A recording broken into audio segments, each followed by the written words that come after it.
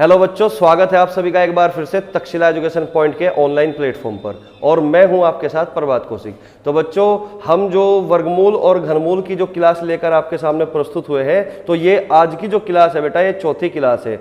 और इससे पहले हमने टोटल 3 क्लास यूट्यूब चैनल पर अपलोड कर दी है। तो बेटा, जिन्होंने अब तक वर्गमूल घनमूल की पिछली क्लास नहीं देखी, बेसिक कंसेप्ट को नहीं समझा, तो बेटा पहले आप जाइए उन क्लास को देखिएगा और फिर अब जो है आगे की क्लास को कंटिन्यू करिएगा। तो बेटा, हमने पिछली क्लास में सारा का सारा जो कंसेप्ट है वर्गमूल घनमूल का, किस तरीके से हम प्राकृतिक संख्या का वर्ग करते हैं, वर्गमूल करते हैं, घनमूल करते हैं, वो सारी बेसिक चीजें हमने पिछली क्लास में बता दी थी। ठीक है। और इससे पहले जो क्लास थी बेटा, हमने अब तक जो पढ़ा था उसमें क्वेश्चन नंबर 4 तक क्वेश्चन किए थे। ठीक है। तो आज की क्लास में बेटा हम क्वेश्चन नंबर 5 से कंटिन्यू करेंगे। ठीक है। तो जैसा कि आपने देख लिया होगा, क्वेश्चन नंबर 5 आपके सामने है। तो इसमें हमें जो करना है, इसमें हमें वर्गमूल निकालना है। ठीक है।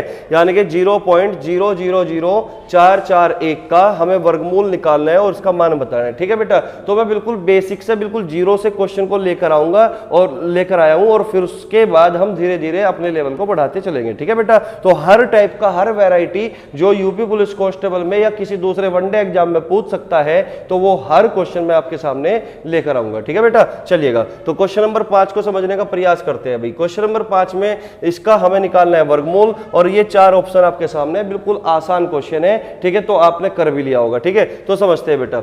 देखिएगा, सबसे पहले हमें यह देखना है बेटा कि जो दशमलव होता है, ये दशमलव सम स्थान के बाद लगा हुआ है या विषम स्थान के बाद लगा हुआ है। तो आपने जैसा देखा होगा 3 और 3 6, इसका मतलब 6 अंकों के बाद जो है दशमलव लगा हुआ है। तो बाहर निकलने के बाद जो संख्या पर दशमलव लगेगा वो 6 अंकों का आधा यानी कि 3 अंकों के बाद लगेगा। तो पहली बात तो बेटा यही है कि जो भी हमारा आंसर होगा उसमें जो दशमलव लगेगा वो 3 अंकों के बाद लगेगा। ठीक है बेटा। तो यानी कि यहाँ पे तो 2 अंकों के बाद लगा हुआ है, ये तो हमारा आंसर हो ही नहीं सकता। ठीक है। और उसके बाद बेटा यहाँ पे देख पा रहे होंगे तुम, यहाँ पे 4 अंकों के बाद लगा हुआ है, तो ये भी हमारा आंसर नहीं होगा। यहाँ पे 2 अंकों के बाद लगा हुआ है, ये भी हमारा आंसर नहीं होगा। यहाँ पे 3 अंकों के बाद है, और यहाँ पे बेटा यहाँ पे 5 अंकों के बाद दशमलव लगा हुआ है, ये भी हमारा आंसर नहीं होगा। तो इस तरीके से भी आप अपने आंसर पर जा सकते हो। ठीक है। देखिएगा, आपको करना क्या है, 441 का डायरेक्ट वर्गमूल होता है बेटा 21। 441 का डायरेक्ट वर्गमूल कितना होता है बेटा, 21 होता है।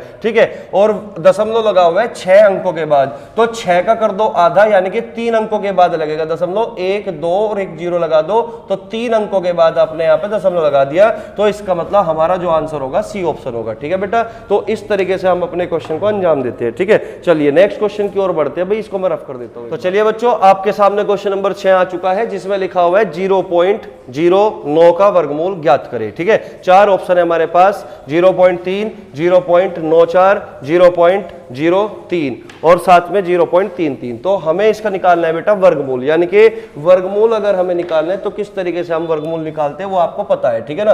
तो आप सबसे पहले क्या करोगे, ये देखेगा कि जो दशमलव लगा हुआ है वो 2 अंकों के बाद लगा हुआ है। तो इस बात का मतलब ये हुआ कि जब बाहर निकलती है संख्या, तो उसमें जो दशमलव लगेगा इन 2 अंकों का आधा होगा। 2 अंकों का आधा होगा यानी कि 1 अंक के बाद दशमलव लगेगा बेटा। यहाँ पे 2 अंकों के बाद, यहाँ पे भी 2 अंकों के बाद, यहाँ पे भी 2 अंकों के बाद। तो बेटा आंसर तो हमारा ए ऑप्शन है। बात समझ में आई? क्योंकि बाहर निकलने के बाद जो दशमलव लगेगा वो 1 अंक के बाद लगेगा। ठीक है। चलिएगा, तो आप मुझे बताइए 9 का वर्गमूल क्या होगा। 9 का वर्गमूल होता है बेटा 3, और 2 अंकों के बाद लगा हुआ है, तो बाहर निकलने के बाद 1 अंक के बाद लगेगा यानी कि 3 के बाद लगेगा। तो आंसर हमारा 0.3 जो कि ए ऑप्शन होगा। ठीक है। तो इस टाइप के क्वेश्चन को बिल्कुल भी गलत नहीं करने, इसलिए मैं ऐसे क्वेश्चन भी आपको करा रहा हूं। क्योंकि कई बार होता क्या है, हम जो है अच्छे लेवल के क्वेश्चन यानी कि बड़े बड़े हार्ड क्वेश्चन तो करके चले जाते हैं, लेकिन ये बिल्कुल बेसिक से क्वेश्चन पे हम कभी प्रैक्टिस करते ही नहीं, और पेपर में ऐसे क्वेश्चन अगर आते हैं तो उनको हम गलत कर जाते हैं। तो हमें बिल्कुल जो है 0 से टॉप लेवल तक चीजों को कवर करना है। ठीक है। तो चलिए नेक्स्ट क्वेश्चन की ओर बढ़ते हैं भाई। Question number 7। तो बच्चों, आपके सामने क्वेश्चन नंबर 7 आ चुका है। देखिए क्वेश्चन में क्या कहा गया है। क्वेश्चन में कहा गया है कि 400 का वर्गमूल यानी कि स्क्वायर रूट ऑफ 100 और 0.0400 का अंडर रूट प्लस 0.000004 का अंडर रूट। इसका मान बताना है कि चार ऑप्शन हमारे सामने है 0.222, 20.22, 20.2220, 2.022। ठीक है, तो बिल्कुल बेसिक सा सवाल है, आसान सा सवाल है। ठीक है, समझने का प्रयास करते हैं भाई।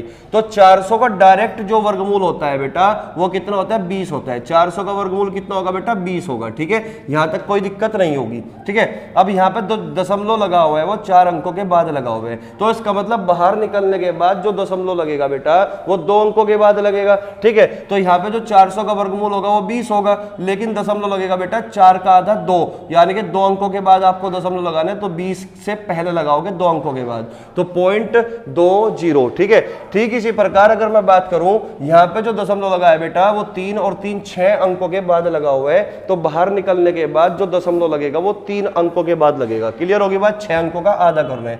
4 का वर्गमूल होगा बेटा डायरेक्ट 2, तो 3 अंकों के बाद लगेगा, तो 2 और 1 3, तो यानी कि दशमलव लगेगा बेटा यहाँ पे दशमलव 3 अंकों के बाद। अब इन्हीं को आपको क्या करना है, जोड़ के लिखना है। इन्हीं को आपको क्या करना है बेटा, जोड़ के लिखना है। एक छोटी सी चीज और मैं आपको कहना चाहूंगा कि जब भी दशमलव वाले इस तरह के सवाल आप जोड़ते हो तो बेटा बिल्कुल भी गलती करने का कोई चांस नहीं होना चाहिए जोड़ने में, चाहे आपको इनको पॉइंट के नीचे पॉइंट रखकर क्यों ना जोड़ना हो। ठीक है ना, तो इस तरीके से जोड़ो 20.20, तो 20 में जब 0.20 जोड़ोगे तो 20.20 बनेगा, 20.20 बनेगा। बात समझ में आई। अब हमें 0.002 और जोड़ना है, तो पॉइंट के नीचे पॉइंट रखना 002, तो इसको जोड़ के लिख दोगे तो 2 इधर आ गया, 0 आ गया, 2 इधर आ गया, और ये हो गया 20.202। बात समझ में आई। तो 20.202 यहां तो नहीं है, ना यहाँ पे है ना यहाँ पे, तो 20.202, क्योंकि पॉइंट के बाद अगर हम 0 भी लगा ले तो कोई फर्क नहीं पड़ेगा, तो इसका मतलब आंसर जो होगा बेटा हमारा आंसर सी ऑप्शन होगा। ठीक है, तो चलिए फिर नेक्स्ट क्वेश्चन की ओर बढ़ते हैं, क्योंकि ये सवाल बिल्कुल आसान है, इसमें रिपीट करने की कोई बात नहीं है। ठीक है, तो चलिए नेक्स्ट क्वेश्चन की ओर बढ़ते हैं। तो चलिए बच्चों, आपके सामने जो है क्वेश्चन नंबर 8 आ चुका है। एक बार इसको करने का प्रयास करते हैं कि क्वेश्चन में क्या लिखा हुआ है, तो एक बार पढ़ते हैं भाई। ठीक है ना, तो क्वेश्चन में लिखा हुआ है 0.324 इंटू 0.081 इंटू 4.624 अपोन में लिखा हुआ है बेटा 1.5625 इंटू 0.0289 इंटू 72.9 गुणा 64। ठीक है ना, का वर्गमूल क्या होगा। तो बेटा हमें इस पूरी संख्या का वर्गमूल निकालना है कि इसका वर्गमूल क्या होगा। ठीक है, तो बेटा जब भी इस टाइप के क्वेश्चन होंगे, तुम्हारे सामने, तो सबसे पहले आपको करना क्या होगा, सबसे पहले बेटा दशमलव को ठिकाने लगाना होगा, पॉइंट को ठिकाने लगाना होगा। तो पॉइंट को देखते हैं कितने अंकों के बाद होगा। सब जगह मल्टीप्लाई का निशान है, तो अब देखते हैं कि 1 2 3 3 अंकों के बाद यहाँ पे, 1 2 3 3 अंकों के बाद यहाँ पे, 1 2 3 3 अंकों के बाद यहाँ पे, तो 3 3 6 और 3 9, यानी कि अंश यानी कि न्यूमरेटर में जो दशमलव है बेटा वो 9 अंकों के बाद है, क्योंकि बीच में अगर मल्टीप्लाई लगा हुआ है तो हम 3 और 3 6 और 3 9, तो टोटल हम जो है दशमलव जोड़ लेते हैं कि कितने के अंकों के बाद होगा। ठीक है, तो यहाँ पे टोटल 9 अंकों के बाद दशमलव है। अब हमें हर में भी चेक करना पड़ेगा, डिनोमिनेटर में भी चेक करना पड़ेगा कि जो दशमलव है वो कितने अंकों के बाद है। ठीक है, तो यहाँ पे 4 अंकों के बाद यहाँ पे है, 4 अंकों के बाद बेटा यहाँ पे है, और 1 अंक के बाद यहाँ पे है, तो 4 और 4 8 और 1 9, तो नीचे भी 9 अंकों के बाद दशमलव है, ऊपर भी 9 अंकों के बाद दशमलव है। तो इसका मतलब दशमलव से दशमलव कट जाएंगे, क्योंकि ऊपर भी दशमलव जो है 9 अंकों के बाद है और नीचे भी दशमलव 9 अंकों के बाद है, तो सारे के सारे जो दशमलव होंगे बेटा वो कट जाएंगे। तो हमारा जो क्वेश्चन बचेगा वो केवल इतना बचेगा। ठीक है ना, तो मैं यहां से सारे पॉइंट जो है हटा देता हूं एक बार। ठीक है ना, तो हमारा जो क्वेश्चन बचेगा बेटा वो केवल इतना बचेगा। ठीक है, ये सारे दशमलव हटने के बाद जो संख्या बनेगी हमारे ये बनेगी, देख ले 324 81 4624 15,625 289 और 729 और 64। हमारे पास केवल अब ये संख्या बची। अब केवल हमें इसी को सिंप्लीफाई करना है और कुछ नहीं करना। ठीक है बेटा, आप मुझे बताओ 324 का जो वर्गमूल होता है वो कितना होता है। 324 का वर्गमूल 18 होता है। बेटा मैं ये मान के चल रहा हूं कि आपने मिनिमम 1 से 25 तक तो जो है वर्ग याद कर ही लिए होंगे और कुछ प्रैक्टिस भी कर ली होगी। ठीक है ना, चलिएगा, तो 324 का वर्गमूल 18 है, 81 का वर्गमूल बेटा 9 है, और 4624 का जो वर्गमूल वर्गमूल होगा बेटा 68 होगा। आप इसका जो है 4624 का वर्गमूल निकाल सकते हो, मैंने आपको वर्गमूल निकालने का पिछली क्लास में तरीका बताया हुआ है, ठीक है बेटा। तो 4624 का जो वर्गमूल होता है वो 68 होता है, 68 होता है, यानी कि 68 का जो स्क्वायर होगा बेटा वो 4624 होता है, ठीक है।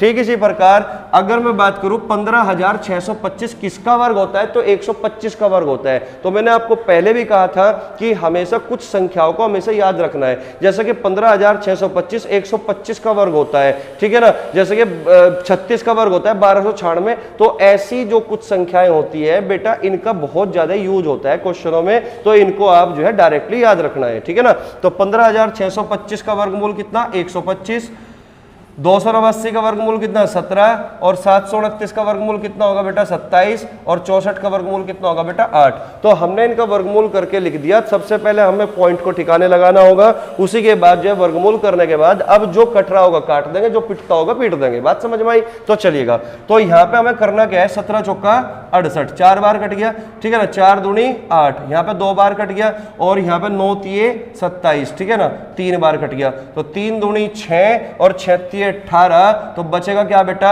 बचेगा 3/125, 3/125, यानी कि अब हमें 3 को 125 से भाग करके लिखना है। लेकिन अभी इतनी जल्दबाजी मत करना कि 3 को तुम 125 से डायरेक्ट भाग करोगे, मत करना बेटा। बात समझ में आई यहां तक? अब समझने का प्रयास करते हैं बेटा, ठीक है। देखिएगा एक छोटी सी मैं बात आपको बताऊंगा, 1 2 और 1 5 इन दोनों के एक पेयर से हमेशा क्या बनेगा, 1 0 बनेगी, अर्थात 10 बनेगा।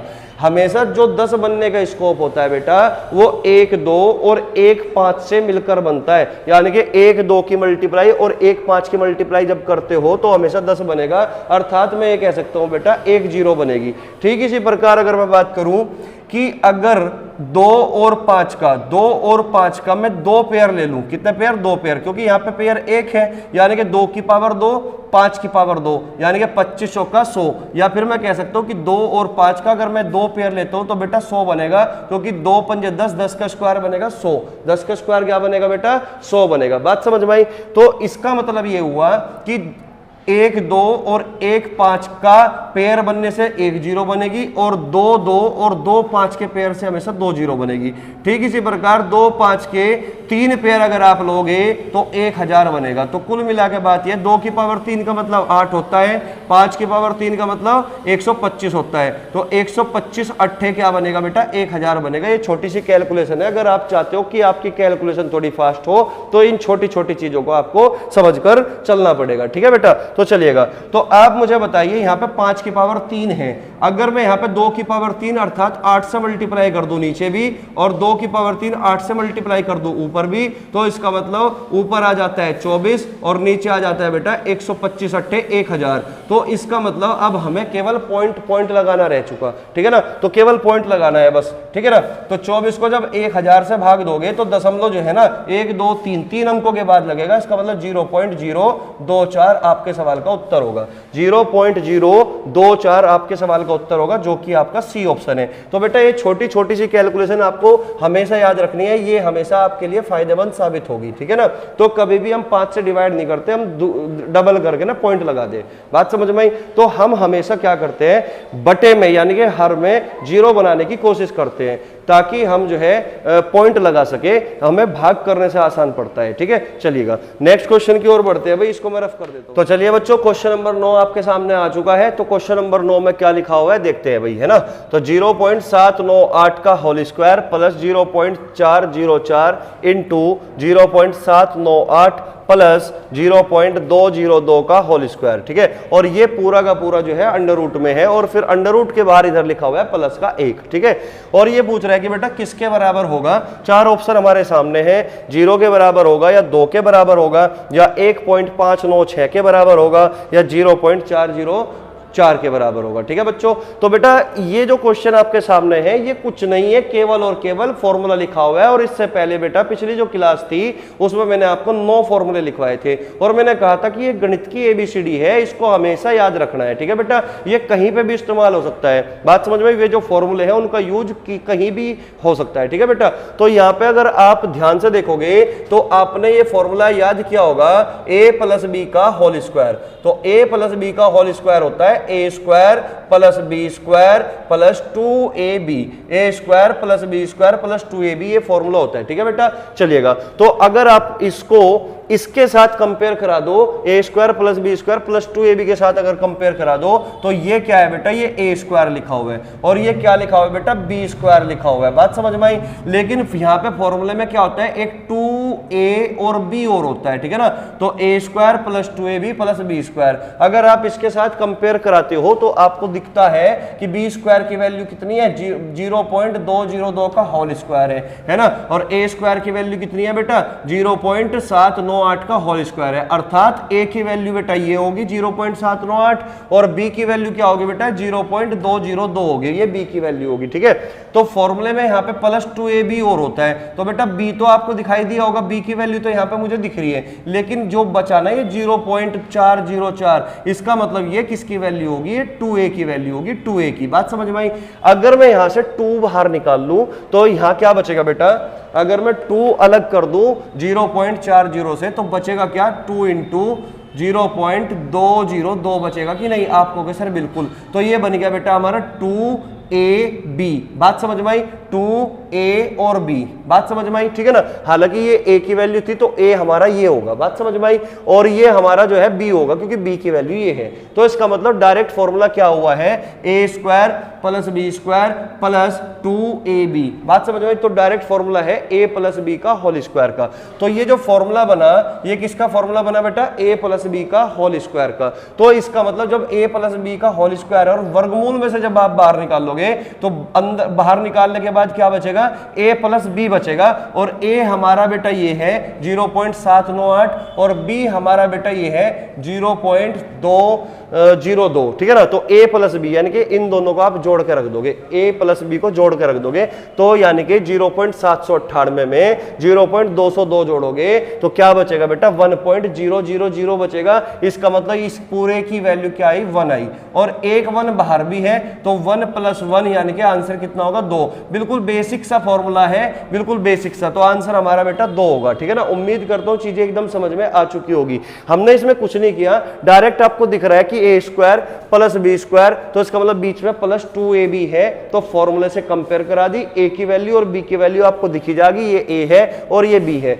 अगर ये a प्लस बी का होल स्क्वायर है तो बाहर निकलने के बाद जो बचेगा वो a प्लस बी बचेगा, और a प्लस बी बचेगा तो इसका मतलब क्या बचेगा, 0.798 को 0.202 में जोड़ के लिखना है, तो बनेगा क्या, 1 और 1 बाहर रखा है, तो 1 + 1 कितना बनेगा, 2 बनेगा, और हमारे सवाल का जो उत्तर होगा वो 2 होगा। तो चलिए बच्चों, आपके सामने क्वेश्चन नंबर 10 आ चुका है। एक बार जो है वीडियो पॉज करके इस क्वेश्चन को बनाने की कोशिश करना, और ये सवाल जो है ना बेसिकली बहुत एग्जामों में इस टाइप के क्वेश्चन पूछे गए हैं। ठीक है ना, तो ये हो जाते हैं एग्जाम के पॉइंट ऑफ व्यू से बहुत ज्यादा इंपॉर्टेंट। ठीक है बेटा, चलिएगा। तो ऐसे क्वेश्चनों के साथ हम किस प्रकार एग्जाम में डील करते हैं और जल्दी से क्वेश्चन को किस तरीके से हम बनाते हैं, तो उसको हमें समझना है। ठीक है, चलिएगा बेटा। तो जब भी बेटा इस टाइप का क्वेश्चन होगा तो आपको करना क्या है माय डियर स्टूडेंट, आपको समझना है। ठीक है, देखिएगा, ये 24 का क्या किया हुआ है, अंडर रूट किया हुआ है, यानी कि स्क्वायर रूट किया हुआ है। 216 का भी क्या किया हुआ है, स्क्वायर रूट किया हुआ है। 96 का भी क्या किया हुआ है, स्क्वायर रूट किया हुआ है। ठीक है ना, तो ऑप्शन है हमारे पास 2√6, 2, 6√2 और 2/√6। क्लियर हुई बात? तो जब भी बेटा ऐसे क्वेश्चन आपके सामने होंगे तो आपको हमेशा ऐसी कोशिश करनी है कि 24 के ऐसे 2 फैक्टर आप कर पाओ, 24 के ऐसे 2 गुणनखंड आप कर पाओ जिनमें से किसी एक का गुणनखंड, जिसमें से किसी एक, जो कोई एक गुणनखंड होगा वो पूर्ण वर्ग हो। कहने का मतलब ये हुआ कि 24 के ऐसे 2 फैक्टर करो जिनमें से एक फैक्टर जो हो वो पूर्ण वर्ग हो। ठीक है ना, परफेक्ट स्क्वायर नंबर में हो। क्लियर हुई बात? चलिएगा, तो 24 को देखो, 24 का मतलब क्या होता है, 2 × 12 भी 24 होता है, और 24 ही कम 24 भी 24 होता है, 8 × 24 भी 24 होता है। ठीक है ना, और 6 × 24 भी 24 होता है। तो यानी कि 24 के फैक्टर तो बहुत सारे हैं, लेकिन आपको केवल उस फैक्टर को देखना है जिनमें से कोई एक फैक्टर डायरेक्ट जो है पूर्ण वर्ग हो, यानी कि परफेक्ट स्क्वायर नंबर हो। तो बेटा मेरे नजर में 4 × 6 = 24 आता है, यानी कि एक फैक्टर बनेगा 4 और एक फैक्टर बनेगा 6। इसमें से 2 फैक्टर, एक 4 है एक 6 है, जबकि जो 4 है ये परफेक्ट स्क्वायर नंबर है। क्लियर हुई बात? परफेक्ट स्क्वायर नंबर है। तो आपको क्या करना है, 24, 4 × 6 = 24, यानी कि 4 का वर्गमूल करोगे बेटा कितना मिला, 2, और अंदर क्या बचेगा, √6 बचेगा। ठीक इसी प्रकार 216 216 के ऐसे कोई दो फैक्टर करें जिनमें से कोई एक factor direct perfect square number बनता हो। तो बेटा 36 सिक्का 216 होता है, क्योंकि 216 को देखते ही समझ में आना चाहिए 6 की पावर 3 है, तो 6 का स्क्वायर 36 और गुणा 6, यानी कि 36 सिक्का 216। 36 का वर्गमूल करोगे बेटा तो 6 बचेगा और अंदर क्या बचेगा, रूट 6 बचेगा। ठीक इसी प्रकार अगर आप देखते हो 96, 12 अट्ठे 96 भी होता है, 24 का 96 भी होता है, लेकिन बेटा आपको एक फैक्टर ऐसा रखना है जो परफेक्ट स्क्वायर नंबर हो। तो 16 छिक्कम 96 नजर आना चाहिए आपको, 16 छिक्कम 96। अब 16 का डायरेक्ट वर्गमूल 4 और अंदर बचेगा बेटा रूट 6। तो आप मुझे बताओ यहां पे ऊपर रूट 6 कॉमन है कि नहीं है? अगर आप रूट 6 कॉमन ले लोगे तो अंदर क्या बचेगा, 2 + 6 बचेगा कि नहीं, 2 + 6 और नीचे क्या हुआ 4 रूट 6। तो रूट 6 से बेटा रूट 6 कैंसिल आउट, 6 और 2 8, 8 को 4 से भाग कर दोगे तो आपका जो आंसर होगा वो आंसर क्या होगा, 2 होगा। तो बेटा जब भी आपके सामने इस टाइप के क्वेश्चन बनते हैं तो आपको हमेशा संख्या के ऐसे दो फैक्टर करने होते हैं जिनमें से कोई एक factor direct perfect square number हो, अर्थात पूर्ण वर्ग संख्या हो। ठीक है ना, क्योंकि ऐसा करने से हम बहुत ही फास्ट, बहुत स्पीड के साथ जो है अपने क्वेश्चन को अंजाम दे सकते हैं। ठीक है, तो चलिए नेक्स्ट क्वेश्चन की ओर बढ़ते हैं। क्वेश्चन नंबर बच्चों, क्वेश्चन नंबर 11 आपके सामने आ चुका है। ये भी इसी प्रकार का क्वेश्चन है जिस प्रकार हमने पहले वाला क्वेश्चन किया था। ठीक है, तो बेटा एक बार वीडियो पॉज करो और जो है इसको भी इसी तरीके से अंजाम देने की कोशिश करो। ठीक है, चलिएगा तो एक बार हम देखते हैं क्या लिखा हुआ है क्वेश्चन में। ये लिखा हुआ है √32 प्लस √48 बटे √8 प्लस √12 और इसी की वैल्यू आपको बतानी है। ठीक है, ऑप्शन है √2, 2 √2, 2 √2 प्लस √3। क्लियर हुई बात? तो मैंने अभी आपको एक बात कही थी कि हमेशा करना क्या होगा बेटा, संख्या के ऐसे दो फैक्टर करना है जिनमें से कोई एक फैक्टर डायरेक्ट पूर्ण वर्ग संख्या हो, यानी कि परफेक्ट स्क्वायर नंबर हो। तो 32 को देखकर बेटा आपके दिमाग में 16 दूनी 32 आना चाहिए, न कि 8 चौक 32। बात समझ में आई? तो 16 दूनी 32, तो 16 का वर्गमूल हम डायरेक्ट कर सकते हैं। 16 का वर्गमूल क्या होगा बेटा, 4 होगा, 4 और अंदर क्या बचेगा बेटा, 2 बचेगा। ठीक है ना, 4 √2। इसी प्रकार अगर मैं बात करूं 48 की, तो आपके मन में दिमाग में बात आनी चाहिए 48 को देखते कि 16 3 48 और 16 का जो वर्गमूल होगा बेटा वो क्या होगा, 4, अंदर क्या बचेगा बेटा, 3 बचेगा, तो √3 है ना। तो 16 3 48, 16 का वर्गमूल आ गया 4, अंदर क्या बचा, 3 बचा। क्लियर हुई बात? ठीक इसी प्रकार अगर मैं बात करूं बेटा √8 की, तो √8 का मतलब होता है बेटा 4 दूनी 8। ठीक है ना, तो 4 का वर्गमूल क्या होगा बेटा, 2 होगा और अंदर क्या बचेगा, √2 बचेगा। ठीक इसी प्रकार अगर मैं बात करूं बेटा √12 की, तो √12 का मतलब क्या होगा, 4 3 12, 4 3 12, तो 4 का वर्गमूल कितना, 2 और अंदर क्या बचेगा, √3। ठीक है, और इसी को हमें सिंप्लीफाई करना है बस, अब और कुछ नहीं करना है, इसको सिंप्लीफाई कर दो। आप मुझे बताओ अंश में क्या कॉमन दिखाई दिया, 4 दिखाई दिया। अगर आप 4 को कॉमन ले लोगे तो अंदर क्या बचेगा, अंदर बचेगा बेटा √2 प्लस √3। ठीक है, इसी प्रकार अगर मैं बात करूं हर में, यानी कि डिनोमिनेटर में क्या बचा, कॉमन क्या है, कॉमन है बेटा 2, तो अगर आप कॉमन 2 लोगे तो अंदर क्या बचेगा, √2 प्लस √3। अब जो कॉमन पार्ट होगा वो कैंसिल आउट हो जाता है और उसके बाद जो बचेगा वो हमारा उत्तर होगा। तो √2 प्लस √3 ऊपर भी है, √2 प्लस √3 नीचे भी है। 4 को जब 2 से डिवाइड कर दोगे तो बचेगा कितना बेटा, 2 बचेगा। यही हमारे इस सवाल का उत्तर होगा। ठीक है ना, तो आंसर आ चुका हमारा कौन सा, 2। तो सी ऑप्शन हमारे इस सवाल का करेक्ट आंसर होगा। ठीक है, तो उम्मीद करता हूं चीजें एकदम से क्लियर हो पाई होगी। तो नेक्स्ट क्वेश्चन की ओर बढ़ते हैं भाई। क्वेश्चन नंबर कौन सा आ गया, 12। ठीक है ना, 12वां क्वेश्चन। तो चलिए बच्चों आपके सामने क्वेश्चन नंबर 12 आ चुका है। एक बार इसको पढ़ने का और समझने का प्रयास करते हैं। ठीक है, क्वेश्चन में लिखा हुआ है 9.5 इंटू 0.0085 इंटू 18.9 अपोन में लिखा हुआ बेटा 0.0017 इंटू 1.9 इंटू 2.1 और इस पूरे का करना है वर्गमूल। वर्गमूल करने के बाद इस तरीके से ऑप्शन लिखे हुए हैं। ठीक है ना, तो पहला ऑप्शन है 0.15, दूसरा ऑप्शन है 0.5, तीसरा ऑप्शन है 15 और चौथा ऑप्शन है बेटा 250। क्लियर हुई बात? तो इसमें से कोई एक आंसर होगा। तो इस टाइप के क्वेश्चन को बनाने के लिए मैंने आपको एक ही बात बताई कि जब भी इस टाइप का क्वेश्चन आपके सामने हो तो सबसे पहले बेटा आपका काम यह होगा कि पॉइंट को ठिकाने लगाइए, दशमलव को ठिकाने लगाइए। ठीक है, तो आप चेक कर लो पहले ऊपर जो है दशमलव कहां पर कितने अंकों के बाद है। तो यहां पे 1 अंक और ये 4 और 1 5, 5 और 1 6, यानी कि अंश में जो दशमलव लगे हुए हैं वो 6 अंकों के बाद लगे हुए हैं। ठीक है, यहां पे देखते हैं हर में 4 तो ये हो गए 4 और 1 5 और 1 6, तो इसका मतलब अंश में भी 6 अंकों के बाद है और हर में भी जो है 0.6 अंकों के बाद है। तो इस तरीके से दशमलव कट जाएगा। बात समझ में, दशमलव से दशमलव क्या हो जाएगा, कट जाएगा।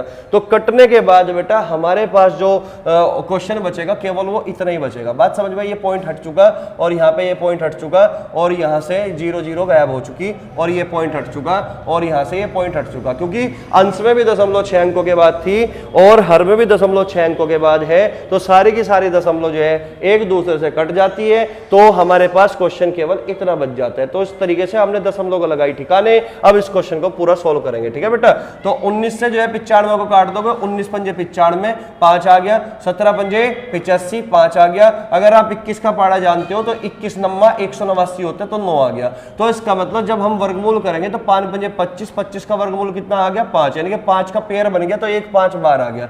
9 का वर्गमूल कितना बेटा, 3 आ गया। तो 5 3 15। इस प्रकार हमारे जो क्वेश्चन का आंसर बनेगा वो सी ऑप्शन बनेगा। तो उम्मीद करता हूं चीजें क्लियर हो चुकी होगी, किस तरीके से हम ऑप्शन में मतलब क्वेश्चन में जो है दशमलव को ठिकाने लगाते हैं, वो सारी चीजें आप समझ चुके होंगे। ठीक है, चलिए नेक्स्ट क्वेश्चन की ओर बढ़ते हैं। तो चलिए बच्चों, क्वेश्चन नंबर 13 आपके सामने आ चुका है, तो एक बार बनाने की और समझने का प्रयास करते हैं। ठीक है, तो क्वेश्चन नंबर 13 में लिखा हुआ है 196 का वर्गमूल बटा x इंटू 900 का वर्गमूल बटा x बराबर 4। तो हमसे पूछा गया बेटा x की वैल्यू क्या होगी, जो कि 4 ऑप्शन है, 15 होगी या 150 होगी या 5606 होगी या फिर नन ऑफ दीज, इनमें से कोई नहीं होगी। ठीक है, तो चलिए देखते हैं भाई।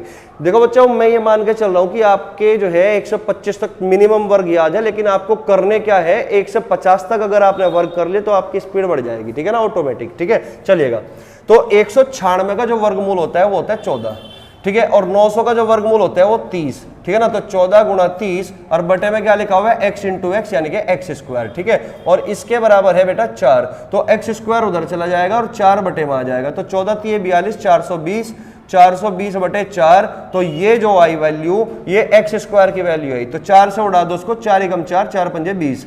तो एक्स स्क्वायर की जो वैल्यू होगी बेटा वो 105 होगी। ठीक है ना, एक्स स्क्वायर की जो वैल्यू है बेटा वो 105 आई। ठीक है, तो एक्स स्क्वायर बराबर 105। तो इसका मतलब एक्स बराबर कितना होगा, 105 का हमें करना है बेटा वर्गमूल, 105 का हमें करना है वर्गमूल। आप मुझे बताओ, 105 के बारे में हम पहले भी जान चुके हैं कि 105 का वर्गमूल हम कैसे निकालते हैं। ठीक है, हालांकि हमारे पास ऑप्शन है, हम ऑप्शन से भी एलिमिनेट कर सकते हैं। कैसे, अब समझिएगा। आप मुझे बताओ, इसके जो नजदीक है जो पूर्ण वर्ग संख्या, एक परफेक्ट स्क्वायर नंबर है, तो वो होता है 100, और 100 का जो वर्गमूल होता है बेटा वो 10 होता है। क्या होता है, 10। और 105 जो होगा वो 100 के वर्गमूल से ज्यादा है। 105 का जो वर्गमूल होगा यानी कि 105 जो संख्या है वो 100 से ज्यादा है। तो अगर 100 का वर्गमूल 10 है तो 105 का जो वर्गमूल बनेगा वो 10 से ज्यादा बनेगा। तो इसका मतलब यहाँ पे जो आंसर बनेगा बेटा वो 10 पॉइंट समथिंग बनेगा। तो ऑप्शन में बेटा 10 पॉइंट समथिंग कोई सा भी नहीं है, तो इसका मतलब ये तीनों ऑप्शन गलत है। तो नन ऑफ दीज आंसर मिलेगा इसका। हालांकि इसका जो अप्रोक्सीमेशन होता है 10.24 या 25 के आसपास इसका जो वर्गमूल होगा वो ये होगा। ठीक है, इससे पहली क्लास में हम सब कुछ चीजें क्लियर कर चुके हैं। ठीक है, तो बेटा चलिए नेक्स्ट क्वेश्चन की ओर बढ़ेंगे भाई। ठीक है, क्वेश्चन नंबर कौन सा आ चुका हमारा, क्वेश्चन नंबर 14। ठीक है, तो चलिए बच्चों, क्वेश्चन नंबर 14 जो हमारे सामने है वो हमारे सामने आ चुका। क्वेश्चन नंबर 14, यदि √15 बराबर 3.88 तब 5/3 का वर्गमूल क्या होगा। तो बेटा इस टाइप का क्वेश्चन बिल्कुल भी गलत नहीं करना। ये क्वेश्चन इस टाइप के अगर हमारे एग्जाम में आते हैं तो इस बात का मतलब है कि तुम्हें फ्री के नंबर देने के लिए आते हैं। ठीक है, तो जब भी इस टाइप का क्वेश्चन आपको देखने को मिले तो हमेशा एक ही फिक्स तरीका होता है इन सवाल को करने का। ठीक है, तो मैं बहुत सारे सवाल ऐसे क्वेश्चन जो है मैं तुम्हारे सामने लेकर आया हूं। ठीक है, चलिएगा। तो यदि √15 की वैल्यू दे रखी है तो 5/3 का वर्गमूल निकालना है। 1.63, 1.89, 1.36 और 1.29। क्लियर हुई बात। तो हमें √15 के बारे में पता है और हमें पता करना है बेटा 5/3 का वर्गमूल, यानी कि इसका भी वर्गमूल होगा और इसका भी वर्गमूल होगा। बात समझ में, इसके बारे में पता करना है। तो बेटा फिक्स पैटर्न का क्वेश्चन है, हमें केवल ऐसे क्वेश्चनों में केवल एक ही काम करना है। आपने बचपन में जब गणित पढ़ा होगा थोड़ा बहुत, अगर थोड़ा भी पढ़ा होगा तो आपको सिखाया गया होगा हर परिमेयकरण करना। ठीक है ना, हर परिमेयकरण करना। क्लियर हुई बात। या फिर इसको बोलते हैं हम रेशनलाइजेशन। ठीक है, तो बटे में जो रूट में होता है ना, रूट में जब भी कोई वैल्यू बटे में दिखे आपको, हमेशा उस क्वेश्चन में रेशनलाइजेशन ही ही करना होता है, ठीक है।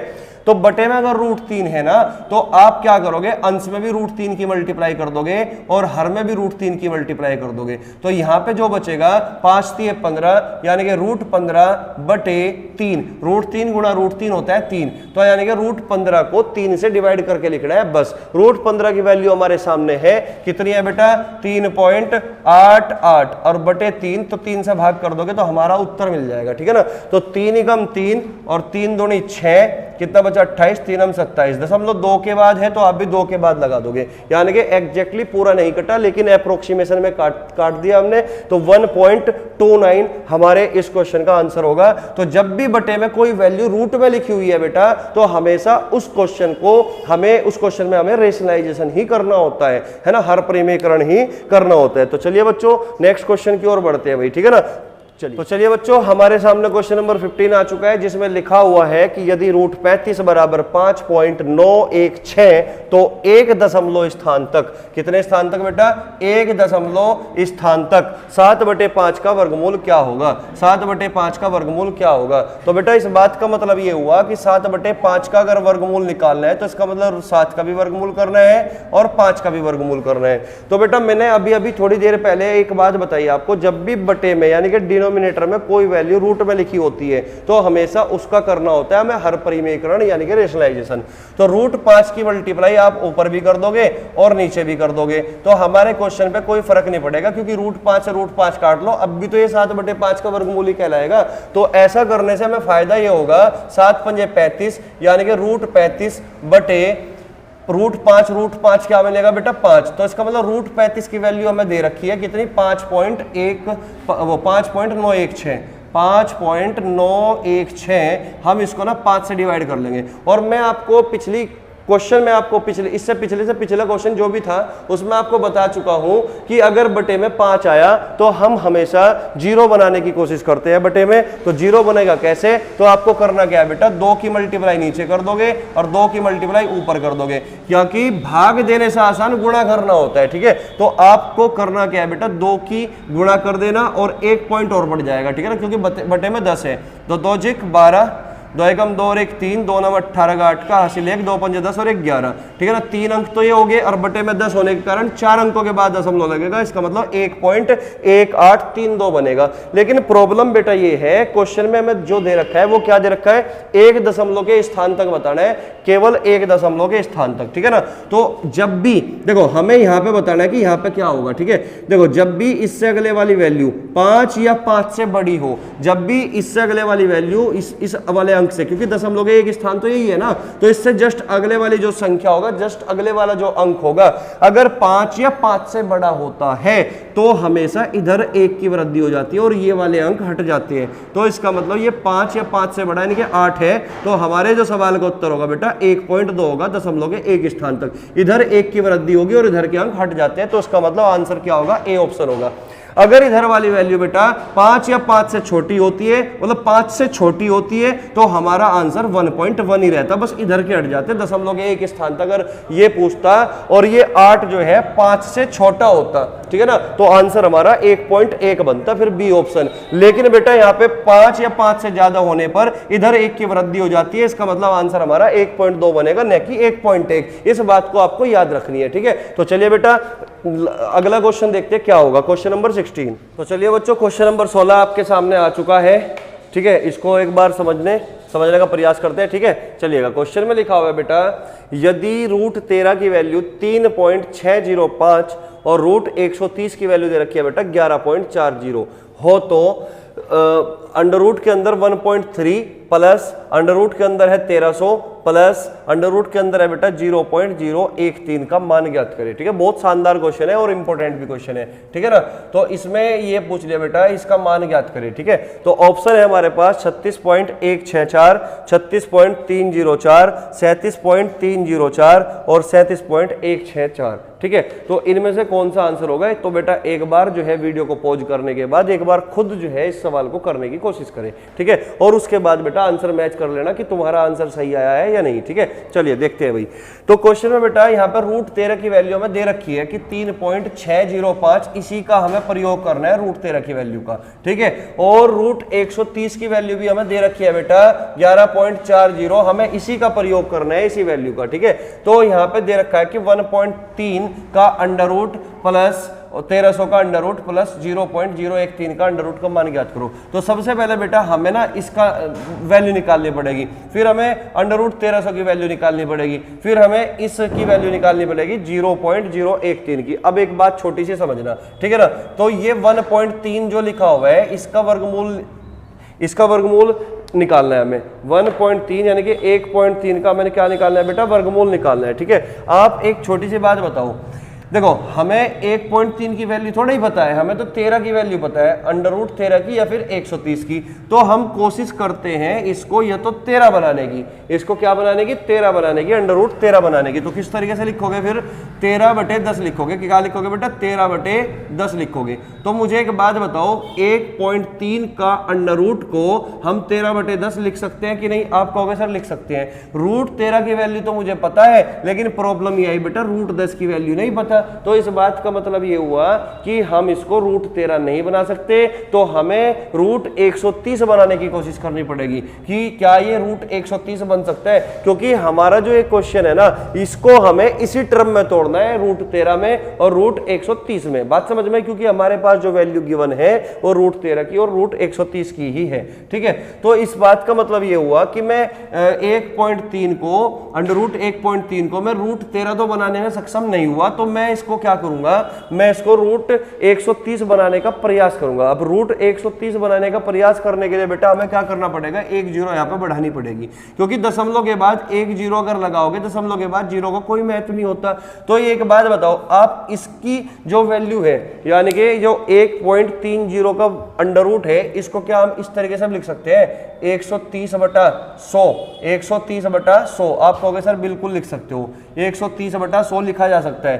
अब अंडर रूट 130 की वैल्यू हमें पता है ना, अंडर रूट 100 का भी मान कितना होता है, 10 होता है, इसके बारे में भी हमें पता है। तो इस बात का मतलब ये हुआ कि इसको हम अंडर रूट 13 तो बना नहीं पाए, लेकिन इसको हम 130 जरूर बना सकते हैं, अंडर रूट 130। क्लियर हुई बात? तो बहुत ही छोटी छोटी चीजों को मैं समझाने का प्रयास कर रहा हूं यहाँ पे, वरना इस सवाल में कुछ नहीं है, बिल्कुल सेकंडों वाला सवाल है। ठीक है, लेकिन जो बच्चे इस क्लास को देख रहे होंगे उनके समझ में आना जरूरी है, इसलिए मैं अलग अलग रख के चीजों को समझाने का प्रयास कर रहा हूं। ठीक है, तो अंडर रूट 13 हम बना नहीं पाए, तो अब अंडर रूट 130 हमने बना लिया। तो अंडर रूट 130 का मान कितना होगा बेटा, 11.40 होगा। लेकिन जब हम 100 का वर्गमूल करेंगे ना, 100 का वर्गमूल तो बाहर निकल के 10 होगा। इस बात का मतलब ये हुआ कि जो 11.40 है, ये पॉइंट खिसक के इधर आ जाएगा, यानी कि लेफ्ट तरफ बढ़ जाएगा। मैं इधर लिख के दिखा रहा हूं आपको, रूट 130 बटा रूट 100, तो रूट 130 का मान कितना बेटा, 11.40, लेकिन बटे में 100 का वर्गमूल करोगे तो 10, तो यहाँ पे बटे में 10 आने के कारण ये जो पॉइंट होगा ये लेफ्ट साइड खिसक जाएगा, तो यानी कि 1.140 हो जाएगा। ठीक है ना, तो इस बात का मतलब इसको हम अंडर रूट 130 बनाने के बाद इसकी जो वैल्यू आई वो 1.140 आई। ठीक है, तो अलग अलग करके मैं समझा रहा हूँ तुम्हें। ठीक है, चलिएगा, तो इतनी बात अगर समझ में आई, तो अब बात करें हम अंडर रूट 1300 की। ठीक है ना, अंडर रूट में जो 1300 की वैल्यू दे रखी है, इसकी वैल्यू कैसे निकालोगे? मुझे एक बात बताओ, ये अंडर रूट जो 1300 है, क्या मैं इसको इस तरीके से लिख सकता हूं, अंडर रूट 13 गुणा 100? बोलो, लिख सकता हूं कि नहीं? आप कहोगे सर बिल्कुल। तो अंडर रूट 13 की वैल्यू गिवन है हमें, और अंडर रूट 100 की वैल्यू कितनी होगी बेटा, 10, और अंडर रूट 13 की वैल्यू कितनी है बेटा, 3.605। जब आप 10 की मल्टीप्लाई करोगे तो जो पॉइंट होगा ये राइट साइड में खिसक जाएगा, तो 36.05 होगा कि नहीं? आप कहोगे सर बिल्कुल 36.05 होगा। तो इस बात का मतलब इसकी जो वैल्यू आई वो 36.05 आई। क्लियर हुई बात? ठीक इसी प्रकार बेटा अगर हम इसकी वैल्यू निकालें, इसकी वैल्यू किसकी, 0.013 के वर्गमूल की, इसकी वैल्यू कैसे निकलेगी? ठीक है ना, तो इसको भी समझते हैं भाई। इसको मैं रफ कर देता हूं या इधर कर देता हूं। ठीक है, चलिएगा, आप मुझे बताओ 0.013 है, इसकी वैल्यू हमें निकालनी है। तो इस बात को मैं पहले कोशिश करूंगा रूट 13 बनाने की। अगर मैं इसको रूट 13 बनाऊं तो 13/1000 लिखा जाएगा। इसका मतलब, इस बात का मतलब फिलहाल क्या लिखा हुआ है, 13/1000, 13/1000। ठीक है ना, क्योंकि ऊपर 13 है और पॉइंट हटा दोगे तो नीचे 1000 होगा। √13 की वैल्यू पता है, लेकिन √1000 की वैल्यू हमें नहीं पता। √1000 की वैल्यू बेटा हमें नहीं पता। तो इस बात का मतलब ये हुआ कि √1000 एक पूर्ण वर्ग संख्या नहीं है। तो इस बात का मतलब हुआ कि मैं इसको √13 बनाने में सक्षम नहीं हूं। तो इस बात का मतलब ये हुआ कि हमें इसको क्या बनाना पड़ेगा बेटा, 130 बनाना पड़ेगा। तो 130 बनाने के लिए मैं एक 0 इधर बढ़ा सकता हूं, आपको सर बिल्कुल बढ़ा सकते हो। तो अब इसका मतलब क्या होगा, 130 बटा 10,000 हो जाएगा। और 130 की वैल्यू हमें पता है और 10,000 का वर्गमूल हम निकाल सकते हैं, क्योंकि 10,000 एक पूर्ण वर्ग संख्या होती है, एक परफेक्ट स्क्वायर नंबर होता है। बात समझ में आई? तो इसका मतलब ये हुआ √130 की जो वैल्यू है 11.40 और अपॉन में जो बचेगा 10,000 का वर्गमूल 100 बचेगा। तो इस बात का मतलब जो ये पॉइंट होगा ना बेटा, ये 2 स्थान लेफ्ट खिसकेगा। तो इसकी जो वैल्यू बनेगी वो क्या बनेगी बेटा, इसकी वैल्यू बनेगी 0.1140 बनेगी। क्या बनेगी बेटा, 0.1140 इसकी वैल्यू बनेगी। और इन्हीं को जोड़ के रखना है, इन्हीं को जोड़ के रखना है, और जोड़ने के बाद जो आंसर बनेगा वही हमारा उत्तर होगा। क्लियर हुई बात? तो चलिए बेटा इनको अब हम जोड़ देते हैं। 36.05 में जोड़ना है किसको, 1.140 को, और फिर जोड़ना है 0.1140 को। तो बेटा पॉइंट के नीचे पॉइंट रख के जोड़ दोगे तो आप जो है अपने सवाल को सही बता पाओगे। अगर तुम जल्दबाजी में जोड़ोगे तो गलत करने के चांसेस बढ़ जाते हैं। ठीक है, तो इस तरीके से जोड़ दो। 4, 5 और 4 9 और 1 10, 5 और 4 9 और 1 10, तो कितना बचा बेटा,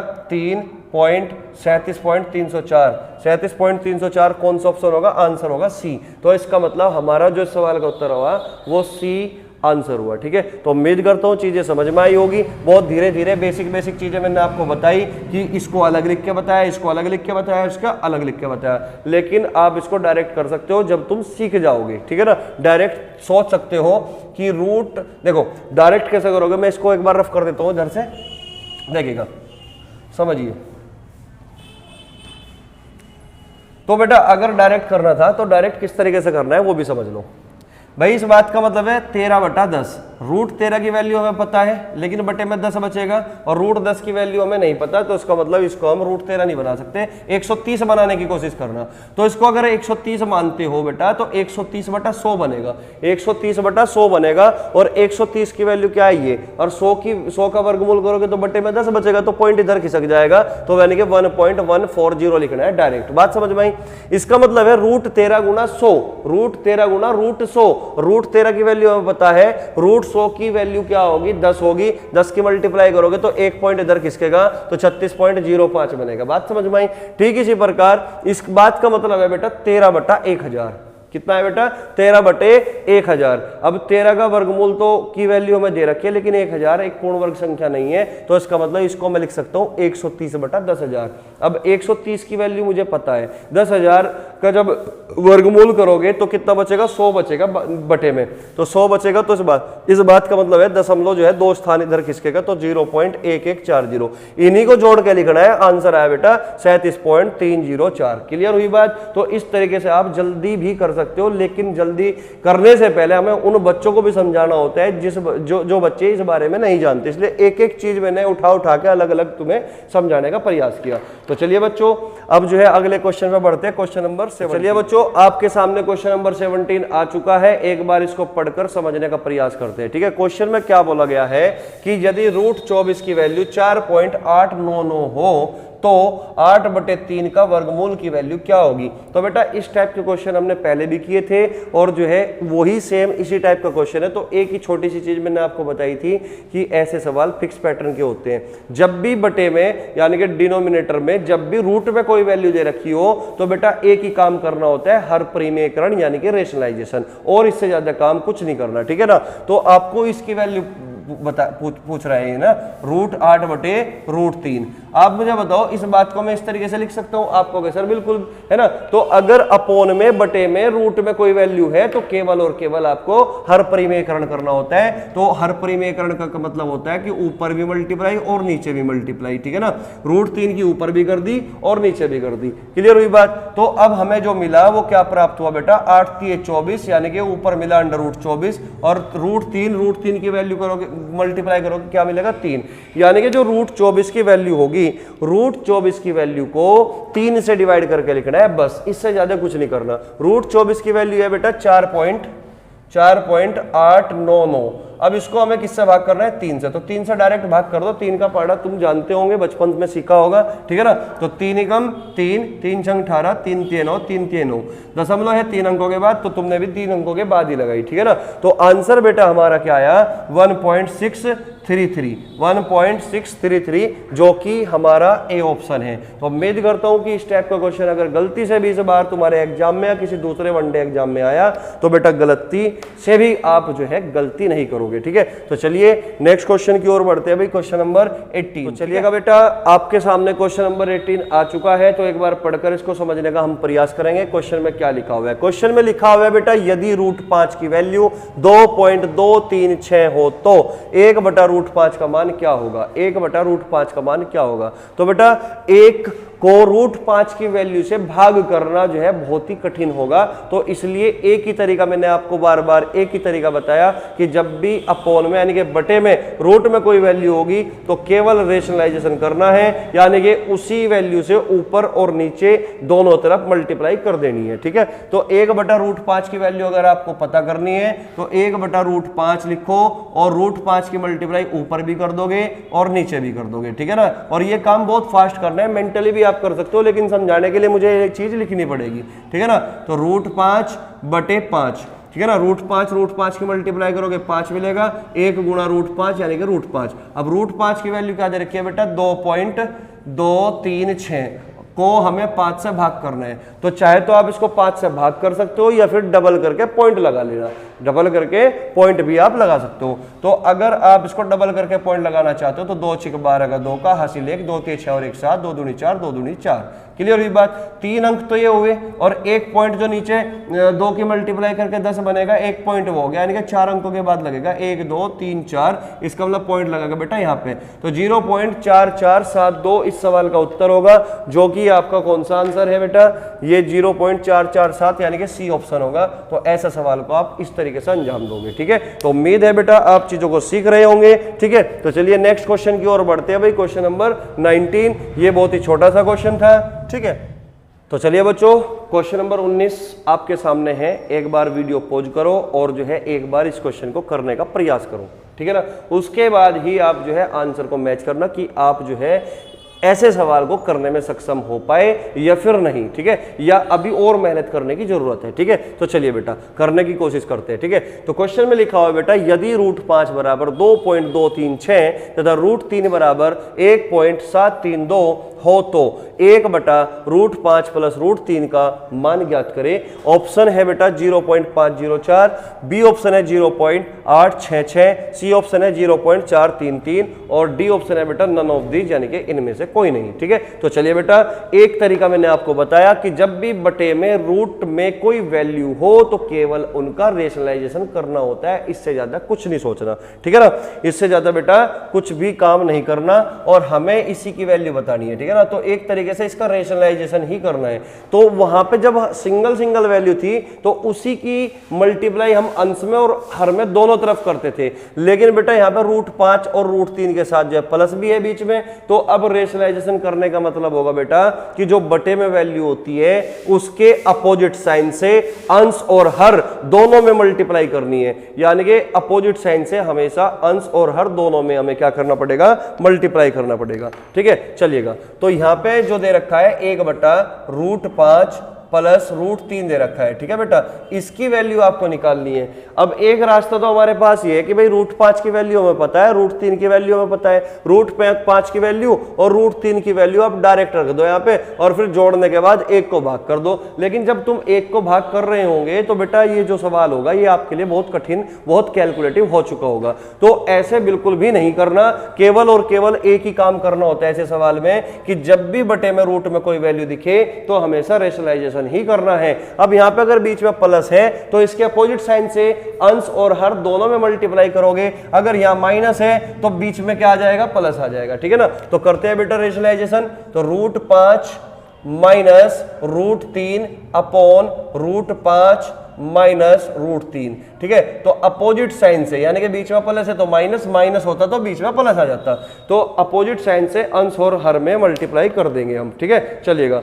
अब यहां पे मुझे बताओ, ये ऊपर जो बचा, क्या बचा? ऊपर बचा बेटा √5 माइनस √3, क्योंकि √5 माइनस √3 के मल्टीप्लाई 1 में करोगे तो यही बचेगा। लेकिन आपको दिख रहा होगा कि नीचे जो बना हुआ है बेटा a प्लस बी और a माइनस बी का फॉर्मूला है, जो कि आपने पढ़ा हुआ है। a square minus B square का फॉर्मूला होता है a प्लस बी और a minus B, a plus B और a minus B, a square minus B square का फॉर्मूला होता है। ठीक है, तो यहाँ पे a प्लस बी और a माइनस बी है, तो उसका मतलब √5 का होल स्क्वायर 5 और √3 का होल स्क्वायर 3, तो 5 में से 3 कम कर दोगे तो बेटा 2 बचेगा। ठीक है ना, तो √5 माइनस √3 बटे 2। अब हमें करना क्या होगा बेटा, √5 की जो वैल्यू दे रखी है 2.236, 2.236 माइनस √3 की वैल्यू माइनस कर दोगे 1.732 और इसको 2 से आप भाग कर दोगे। तो भाग करने के बाद देखते हैं आंसर क्या बनेगा। 6 में से 2 घटाओगे 4, 3 में से 3 घटाओगे 0, 12 में से 7 घटाओगे 5, 1 में से 1 घटाओगे 0, तो इनका जो अंतर आया वो 0.504 आया। ठीक है ना, तो इसको 2 से डिवाइड कर दो, 2 दूनी 4, 2 पंजे 10, 2 दूनी 4, तो आंसर जो बनेगा बेटा 0.252 बनेगा। ठीक है, 0.252, जो कि हमारे किसी भी ऑप्शन में नहीं है, तो इसका मतलब इस सवाल का जो उत्तर होगा वो डी ऑप्शन होगा, नन ऑफ दीज। बात समझ में आई? तो बेटा जब भी इस टाइप का क्वेश्चन होगा हमेशा रेशनलाइजेशन करना है, ये फिक्स पैटर्न के क्वेश्चन होते हैं। तो उम्मीद करता हूं कि इस टाइप के क्वेश्चन अगर आपके किसी भी वनडे एग्जाम में आते हैं या मान लो यूपी कांस्टेबल में आते, तो आप बिल्कुल भी गलत नहीं करोगे। ठीक है, मैं ये उम्मीद करके चल रहा हूं। ठीक है ना बेटा, तो चलिए बच्चों आज की क्लास को यहीं पे विराम देते हैं, वरना क्लास जो है बहुत ज्यादा लंबी हो जाएगी। ठीक है, और जो है नेक्स्ट वीडियो में मुलाकात करते हैं, फिर इसी सीरीज को कंटिन्यू करेंगे क्वेश्चन नंबर 20 से। क्लियर हुई बात? तो धीरे धीरे हम अपना लेवल जो है धीरे धीरे बढ़ाते चलेंगे। ठीक है, अभी हम बिल्कुल बेसिक से क्वेश्चन लेकर आए हैं पहली, दूसरी, तीसरी वीडियो में, फिर हम धीरे धीरे लेवल को बढ़ाएंगे ताकि आपका यहां से अगर क्वेश्चन बन के आया तो वो बिल्कुल भी गलत ना हो। ठीक है, तो चलिए बच्चों, पढ़ते रहिए, खुश रहिए, मिलते हैं फिर नेक्स्ट क्लास में, तब तक के लिए जय हिंद।